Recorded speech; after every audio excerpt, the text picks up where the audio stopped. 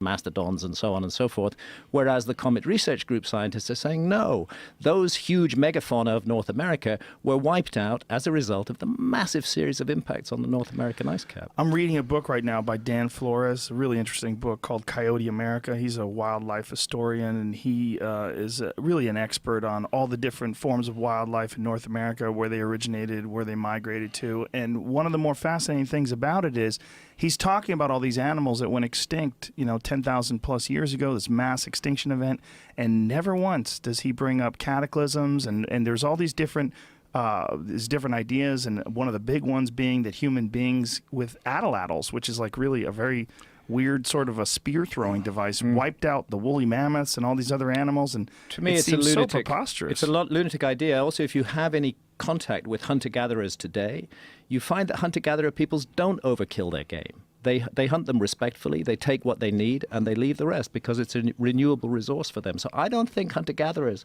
wiped out the mammoths in North America. The evidence is compelling it was the comet. Well, the evidence that you brought up when you were here the first time, when you showed the images of all those mammoths that had been literally knocked over with broken legs from the impact of something, mass burial grounds, like these mass... not burial grounds, obviously, but mass casualties. Mortality sites. Mortality sites. That's a good way of putting it. That's a good way of putting it. Yeah, in fact, Graham and I visited one up in South Dakota called Hot Springs, where there's just several dozen. Nobody knows how many are actually there, but there's at least several dozen two species, woolly mammoths and Columbian mammoths, that have been entombed. And while we were there, interestingly, the guide, the woman giving us the tour there, was kind of giving a gradualist explanation that, well, over long periods of time, these mammoths wandered into a sinkhole and were too dumb to get out, and so they became entombed. And I asked the question, well, what studies have been done on the sedimentary matrix in which their remains are being found? Because as I'm looking at this sedimentary matrix, I'm seeing a massive deposit. In other words, a deposit that was instantaneous. Instantaneous. And when I brought that up, she actually got very irritated and really, dismissed my question. Didn't well, we've got it all worked out. We know about that. Well, what is it? Well, we've got it all worked out, and then immediately went on with her narrative. But yet I had an article that was actually written by one of the original scientists that worked on the site, and his description was, well, it could have been that, but also as an alternative, and he used the term bloat and float, that what you had was woolly mammoths that had been caught in a flood, drowned, and their bloated carcasses floated into a depression in the landscape, and that's where they were entombed. And that makes a whole lot more sense to me than the fact that, individually over several thousand years, these mammoths wandered into this sinkhole and then couldn't get out. But you got to bear in mind, we're talking about, at the end of the last ice age, 120 roughly species of megafauna that disappeared, which is about equivalent to the same number of megafaunal species that inhabits the Earth today. Well, it was a short period of time where something like 65% of the North American mammals went extinct? 75%. 75%. Yeah.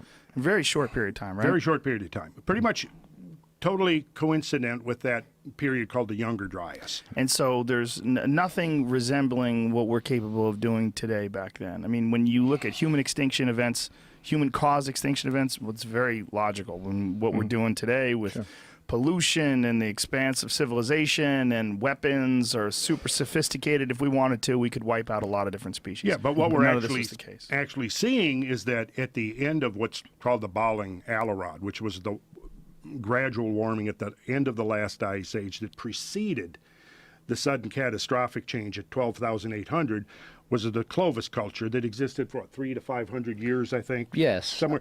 But they suddenly were gone, right?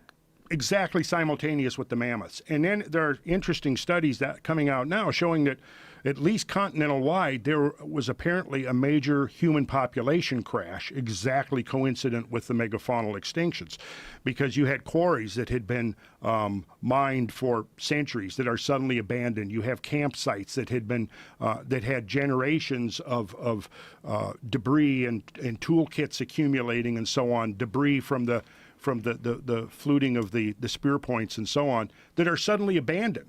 Right? So the evidence actually suggests that the human population crashed, which would certainly imply that they would have been far less capable of wiping out all of these species of megafauna. Also, the studies of their diet and their life ways suggest that they were quite diverse. They were hunter-gatherers, and they focused mostly on small game. They ate a lot of fish, a lot of shellfish. They gathered food. And why would they go after the biggest, most dangerous animal, in the whole array of animals? And with incredible efficiency, hunt them to extinction in 100 years. It doesn't make sense. No, it makes no sense at all. It seems pretty silly.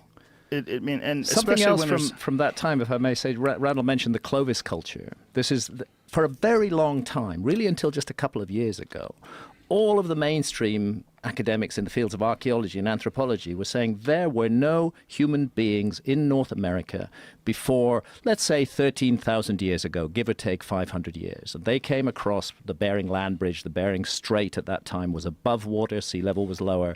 They entered the Americas. Then they weren't hit there before. Now, in the last 2 to 3 years, there's just been a whole raft of new scientific research, and no scientist today is prepared to defend the Clovis model anymore. It's accepted, of course, that there have been human beings in America for 50,000, 60,000 years, and there's weird genetic links. Like, for example, there's a trace that connects Aboriginal Australians with North Americans. They had a common ancestor. It's a very peculiar thing that's going on. And so what happens is that actually these scientific models, which constrain and restrict research for so long, do get overthrown. And that Clovis model is being overthrown. And what the missing piece of the puzzle, I think, for everybody working in this field is the cataclysm, the comet, what happened between 12,800 and 11,600 years ago, which changed everything.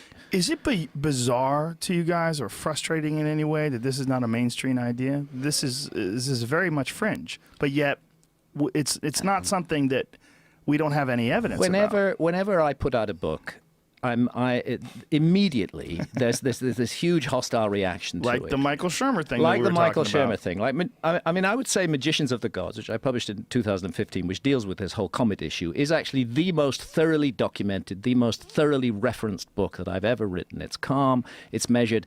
They actually don't read it. They just say, oh, Hancock's brought out another book. He's a pseudoscientist. That's what they always call me, or a pseudo-archaeologist. And it's obviously rubbish because it disagrees with everything that we know.